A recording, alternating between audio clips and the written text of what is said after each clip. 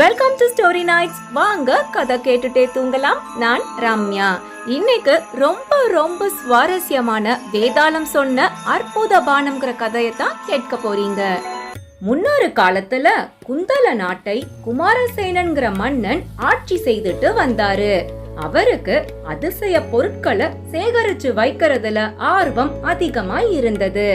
அப்படிப்பட்ட பொருட்களை கொண்டு வந்து கொடுக்கிறவங்களுக்கு நிறைய பரிசுகளும் கொடுத்தாரு.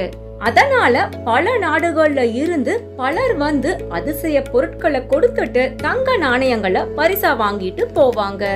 ஒரு நாள் மொட்டை தலை குறுந்தாடியோட ஒருவன் அரசனை பாக்குறதுக்காக வர்றான்.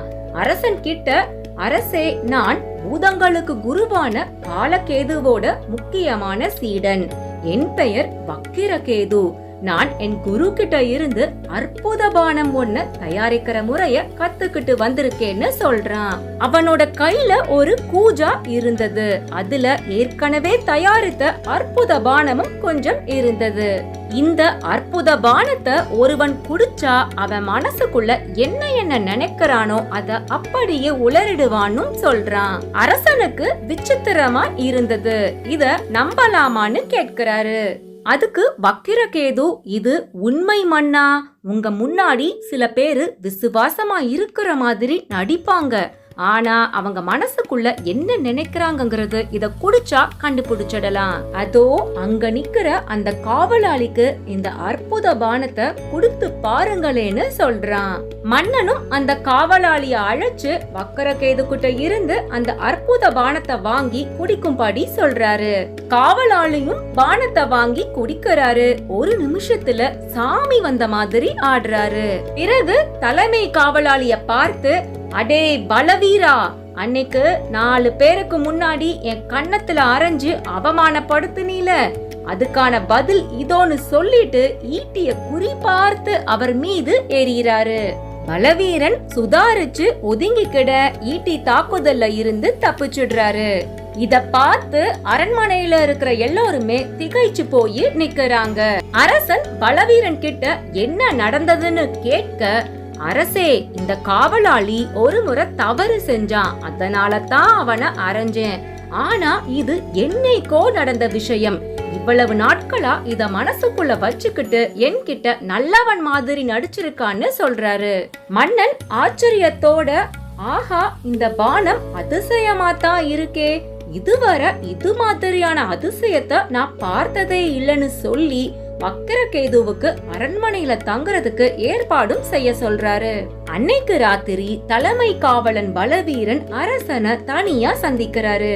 அரசே, எனக்கு என்னமோ அந்த காவலாளியும் வக்கிரகேதுவும் அற்புத பானம்னு சொல்லி நடிக்கிறாங்கன்னு தோணுது. நீங்க அதுக்கு தங்க காசுகள் பரிசா கொடுத்தீங்கன்னா அதை வாங்கிட்டு 2 பேருமே ஓடிடுவாங்கன்னு நினைக்கிறேன். அதுக்கு முன்னாடி நம்ம அதை சோதிச்சு பார்த்துடலாம். அந்த பானத்துல எனக்கு கொஞ்சம் வாங்கித்தாங்க, நான் அத பரீட்சித்து பாக்குறேன்னு சொல்றாரு. மன்னனும் வக்கிரகேதுவ அந்த அற்புத பானத்தை தயாரிக்க சொல்லி அத ஒரு கிண்ணத்துல எடுத்துட்டு வந்து பலவீரன் கிட்ட கொடுக்கறாரு. பலவீரன் அத வாங்கிட்டு அந்த ஊர்ல இருக்கிற கோயிலுக்கு போய் அங்க பிரார்த்தனை செய்துகிட்டு இருக்கிற ஒரு பக்தன் கிட்ட கொடுத்து, சுவாமி, நான் காசியில இருந்து புனித நீரை கொண்டு வந்திருக்கேன், இந்தாங்க தீர்த்தம்னு சொல்றாரு. பக்தனும் அத வாங்கி கண்கள்ல ஒத்திட்டு குடிக்கிறாரு. ஒரு நிமிஷத்துல சாமி வந்த மாதிரி ஆட ஆரம்பிக்கிறாரு. பிறகு சாம்பா சாம்பான்னு கத்தி கையில இருந்த தடியால பலவீரனை அடிக்க அவரும் மயக்கம் போட்டு விழுந்துடுறாரு. அடுத்த வினாடி அவர் அணிஞ்சிருந்த தங்க சங்கிலி, தங்க மோதிரம், தங்க தோடுன்னு அந்த பக்தன் எல்லாவற்றையும் கழட்டிட்டு ஓட ஆரம்பிக்க அங்க இருந்த சில அரசாங்க வீரர்கள் அவனை கைது செய்யறாங்க. பலவீரனையும் அவரோட வீட்டுல கொண்டு போய் சேர்த்துடுறாங்க. மறுநாள் அரண்மனையில அரசனும் அரசியும் பேசிட்டு இருக்காங்க.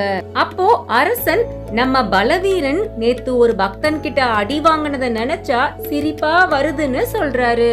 ராணி என்னன்னு கேட்க, அந்த அற்புத பானம் வந்ததுல இருந்து நடந்த எல்லா விஷயத்தையும் சொல்றாரு. அத கேட்ட ராணி, ஓ, அதிசயமாயிருக்கே, அந்த பானம் அவ்வளவு அற்புதமானதான்னு சொல்ல மன்னனும், ஆமா, அற்புதமானது. அதனால தான் அந்த பானத்தை பெரிய அளவுல தயாரிக்க 10 லட்சம் தங்க நாணயத்தை எடுத்து வச்சிருக்கேன்னு சொல்றாரு. அதுக்கு ராணி, அந்த பானத்தை தயாரிக்கிறது எனக்கு என்னமோ சரியா படலங்க. அந்த பானத்தை என்கிட்ட கொஞ்சம் கொடுங்க, நான் அத பரீட்சித்து பார்த்துட்டு என் அபிப்பிராயத்தை சொல்றேன்னு சொல்றாங்க. மன்னன், அட, உனக்கும் பலவீரனோட வியாதி புடிச்சுக்கிடுச்சா? சரி, உனக்கும் அந்த பானத்தை வரவழைச்சு தரேன், உன் கதி என்ன ஆக போகுதோன்னு சொல்றாரு. ராணி கையில அற்புத பானம் வந்துடுச்சு. அதை எடுத்துக்கிட்டு அவங்க அந்த புறத்துக்குள்ள போறாங்க. அங்க தலைமை பணிப்பெண்ணான மல்லிகா கிட்ட கொடுத்து குடிக்க சொல்றாங்க. மல்லிகாவும் அதை வாங்கி குடிக்க அடுத்த நிமிஷம் சாமி வந்த மாதிரி ஆடுறாங்க. பிறகு நேர சமையல்காரன் கிட்ட போய், இதோ பாரு, இந்த ராணியோட தொல்லை தாங்க முடியல, நம்ம நாட்டுல கிடைக்காத காஷ்மீர குங்குமப்பூவை நான் கொண்டு வந்து கொடுக்கணுமா, இதுக்கு ஒரு முடிவு கட்டணும், ஏதாவது ஒரு விஷத்தை ராணியோட சாப்பாட்டுல கலந்து கொடுத்துடுன்னு கத்துறாங்க. இந்த விஷயத்த சமையல்காரன் ராணி கிட்ட வந்து சொல்ல அவங்களுக்கு அதிர்ச்சியா இருக்குது. அன்னைக்கு ராத்திரி மன்னன் ராணி கிட்ட, என்ன உன் பரீட்சையெல்லாம் முடிஞ்சதா, அந்த பானம் சக்தி வாய்ந்ததுன்னு தெரிஞ்சதான்னு கேட்கிறாரு. ராணி தன் பணிப்பெண் மல்லிகா செய்த செயல் பற்றி சொல்லி, அரசே, ஒரு முறை நான் பூங்காவில உலாவிக்கிட்டு இருக்கும் போது ஒரு தாழம்பூவை பறிக்கிறதுக்காக போனேன். அப்போ என்ன ஒரு பாம்பு தீண்ட வந்தது. மல்லிகா எங்க இருந்தோ ஓடி வந்து அந்த பாம்பை பிடிச்சு அறுத்து கொன்னுட்டா. அந்த மல்லிகாவா என்ன கொல்றதுக்கு விஷம் கலக்க சொல்றான்னு வியப்போட கேட்கிறாங்க. இத கேட்ட அரசன் ரொம்ப நேரம் யோசிக்கிறாரு. பிறகு வேகமா எழுந்து தன் காவல் வீரர்கள் கிட்ட போய், விருந்தினர் அறையில இருக்கிற வக்கிரகேதுவுக்கு மரண தண்டனை விதிக்கப்பட்டிருக்குன்னு சொல்றாரு. இப்படி அற்புதபானம் கதைய சொல்லிட்டு வேதாளம் கேள்வி கேட்க ஆரம்பிக்குது. மன்னா, அரசன் வக்கிரகேதுவுக்கு மரண தண்டனை விதித்தது சரியா? அவன் தயாரித்த பானம் அற்புத சக்தி வாய்ந்ததுன்னு மன்னனே பல முறை பார்த்திருக்காரு. இந்த அற்புத பானத்தை வச்சு தனக்கு விசுவாசமா யார் யார் இருக்காங்கன்னு எளிதா தெரிஞ்சுக்கலாமே. இந்த அரிய வாய்ப்பை ஏன் அரசன் நழுவ விட்டார்? இந்த கேள்விக்கு சரியான பதில் சொல்லாவிட்டால் உன் தலை சுக்குநூறாக வெடித்து விடும்னு சொல்லுது. விக்ரமாதித்த மகாராஜா பதில் சொல்ல ஆரம்பிக்கிறாரு.